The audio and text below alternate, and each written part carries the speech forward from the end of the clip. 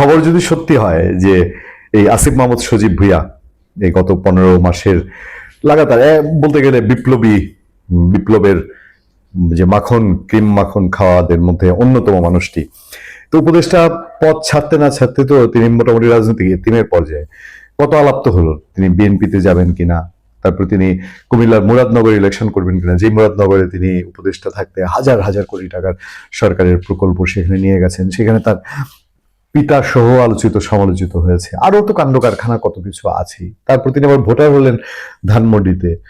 Vote করবেন কোন দলে? তার স্নেহে আদরে আহ্লাদে তাদের ব্লেসিং এ তাদের গাইডেন্সে এনসিপি চলেছে বলেই তো শোনা যায়।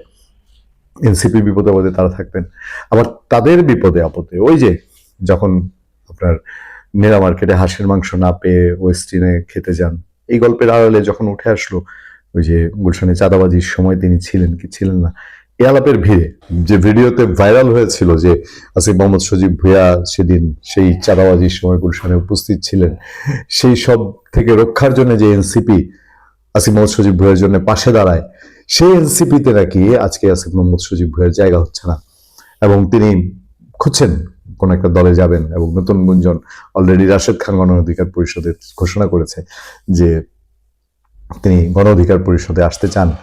এখানে আবার ঘাপলা লেগেছে। চলুন খবরটার দিকে একটু নজর দিই। ঘাপলাটা কিন্তু জেনতেন মাপেন না।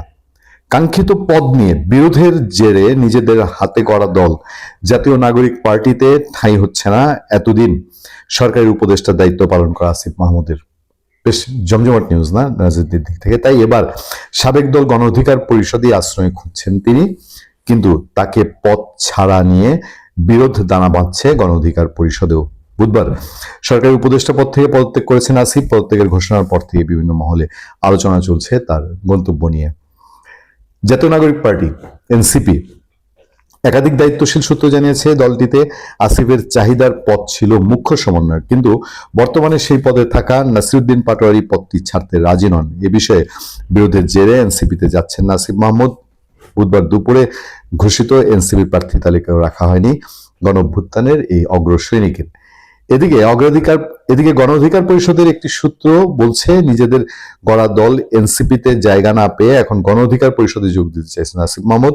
এরই মধ্যে দলটির সভাপতি ডাকসুর সাবেক ভিপি নুরুল হক নূরের সঙ্গে ফলপ্রসূ আলোচনা হয়েছে, কিন্তু আসিফ গণ অধিকার পরিষদের সাধারণ সম্পাদক পদ চাইছেন।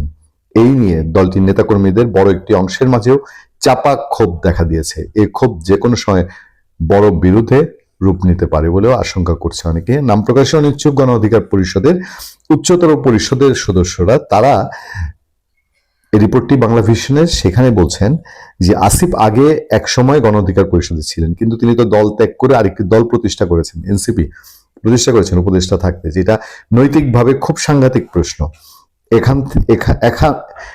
এখন সেখানে জায়গা না পেয়ে এখানে আসছেন, তাকে গণ অধিকার পরিষদের নিতে কোনো আপত্তি নেই, কিন্তু সেক্রেটারি পদ ছাড়তে গেলে দলে বড় ভাঙন সৃষ্টি হওয়ার সংখ্যা 100%।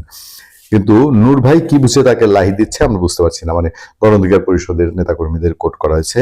এ বিষয়ে রাশেদ খান আবারও বলছেন যে আসিফ মাহমুদ সজীব ভুঁইয়া তিনি তাদের দলে আসতে চান এবং সেই জায়গায় এ বিষয়ে রাশেদ খান তিনি বলছেন যে আসিফ মাহমুদ আগেও আমাদের সাথে ছিলেন, এখন তিনি আবার আমাদের দলে আসতে চাইছেন। আমরা এটাকে ইতিবাচক হিসেবে দেখছি। আলোচনা চলমান আছে, এখনো চূড়ান্ত হয়নি। সাধারণ সম্পাদক পদ নিয়ে বিরোধের বিষয়ে জানতে চাইলে রাশেদ খান বলে তাকে আমরা আমাদের দলে স্বাগত জানাই, সে এলে তাকে সম্মানজনক পদ দেওয়া হবে। খেলা জমেছে।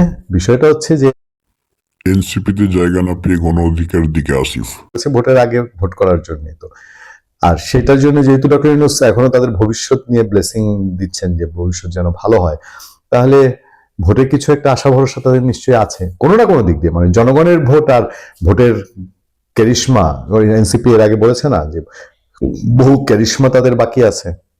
দেখা যাক কি অপেক্ষা করছে আমাদের সামনে। ভালো থাকবেন, সুস্থ। আপনার সাথে আমি আতিক রহমান, পূর্ণিয়া।